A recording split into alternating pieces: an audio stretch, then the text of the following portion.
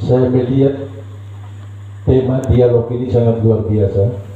Saya ulang lagi bahwa namun kehadiran di sini bukan kita tidak menghargai, tapi hampir rata yang duduk di atas ini yang mewakili. Kedepannya kita melahirkan diskusi dialog atau dialog seperti ini.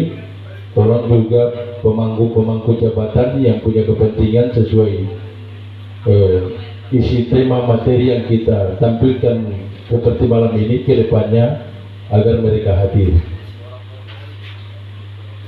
Saya mau ingin sampaikan ada beberapa panjang sebenarnya saya tanggapi terkait masalah dialog yang kita lahirkan malam ini, terkait masalah bagaimana wujud ekonomi dan kemudian dampak ekonomi yang dialami di Kabupaten Pulau Thaliambo. Sangat miris sebenarnya kalau kita buka dialog dengan waktu yang singkat seperti ini. Kalau bisa dialog ke depan itu mulai dari siang, bila perlu dari pagi sampai malam.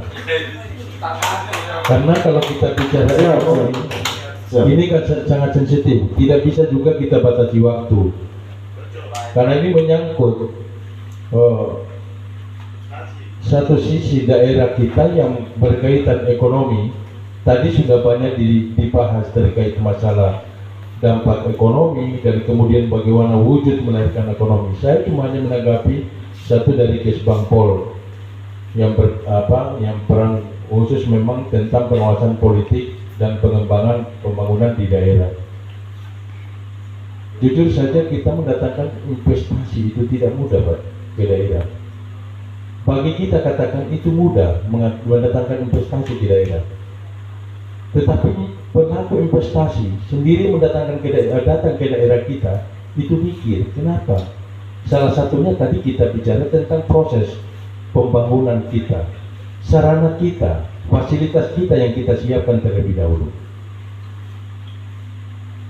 Bandar udara misalnya, kemudian objek wisata. Ini yang berkaitan dengan ekonomi. Kalau kita bicara terkait apa yang disampaikan Kes Bangpol, kita welcome kepada penanam investasi di daerah.